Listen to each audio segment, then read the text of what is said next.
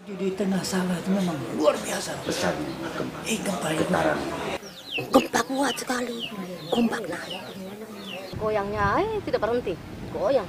Gunung yang itu yang Ilemandiri itu, abu debu ini naik semua ke atas. Lari-lari jatuh, habis dia goyang, pum angkat naik turun tuh. Yang kalau di sini yang saya pernah ngikut angkut mayat itu kita kubur masal. Saya punya kakak ipar satu di rumah, di sini dia punya anak kembar satu mati dengan dia punya mama. Tsunami itu juga orang tidak tahu karena di Aceh tsunami itu berbeda kalau kita di sini bilang oh itu tsunami. Itu orang punya kampung semua itu sisa satu rumah pun tidak ada.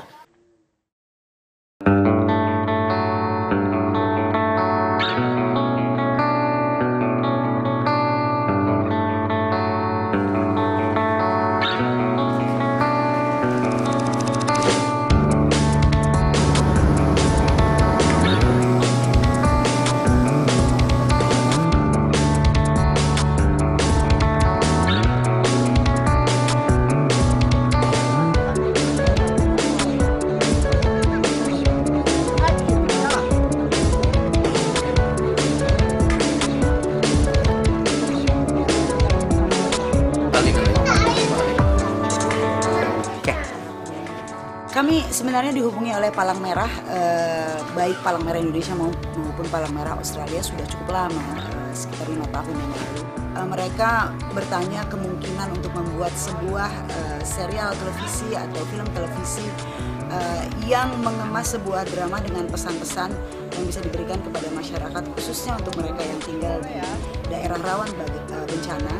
Bagaimana masyarakat bisa mereduksi atau mengurangi resiko sebuah bencana. Film televisi Pesan dari Samudra ini adalah sebuah film yang diharapkan menjadi sebuah film yang selain bercerita tentang sebuah keluarga atau tentang keluarga pada umumnya di Indonesia, tapi juga bicara soal bagaimana kita hidup di sebuah tanah, di sebuah tempat yang pada dasarnya rawan terhadap bencana. Ketika kami sama-sama berembuk tentang kisah atau cerita dari Pesan dari Samudra ini, menurut kami memang cerita tentang keluarga akan sangat mudah untuk bisa dekat dengan penontonnya, dan terutama juga kalau kami melihat berbagai bencana atau bencana apapun yang terjadi, sekecil apapun atau sebesar apapun, nomor satu biasanya yang selalu kita ingat adalah keluarga kita. Kita memikirkan anak kita memikirkan orang tua kita, suami, kakak, adik, dan lain sebagainya.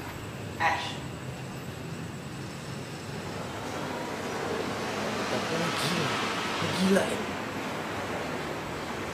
Bisa gue nggak ada sama mereka. Tokoh di dalam film ini sebenarnya tokoh utama di dalam film ini yaitu Nara. Dokter Nara ini sebenarnya sedang mencoba menenangkan dirinya di sebuah tempat, dan pada saat yang sama sebenarnya terjadilah benturan-benturan di dalam pikirannya yang digambarkan melalui shot, melalui gambaran film. Tentu yang paling menyakitkan adalah bahwa kita bisa kehilangan keluarga kita, anggota keluarga, teman baik, kakak, adik, orang tua, bahkan anak. Dan saya pikir kalau kita kemudian mengemas cerita ini tentang sebuah keluarga yang justru tengah dalam keadaan kritis, terpisahkan satu sama lain, kemudian justru karena bencana mereka bisa mensyukuri bahwa mereka akhirnya bersatu kembali. Ini bisa mendekatkan kisah ini kepada masyarakat, terutama mereka yang tinggal di daerah rawan bencana, bahwa keluarga adalah hal yang terpenting. Kita cuma mampu berusaha untuk terus menjaga yang terbaik itu. Tapi Nara dan Sakti sudah sering sekali bikin Sam kecewa. Sudah.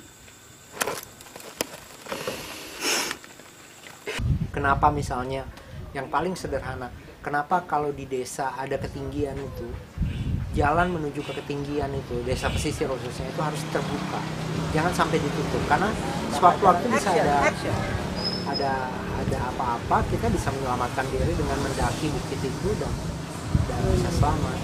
Aku senang lihat kau berhasil toh. Yang jadi soal ini, kau mau tutup seluruh tanahmu, termasuk jalan satu-satunya menuju bukit.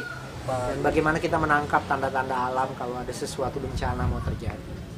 Sampai hal-hal yang sederhana tentang bagaimana melindungi diri saat gempa terjadi. Itu semua saya harapkan melalui film ini bisa penonton bisa mendapat pemahaman.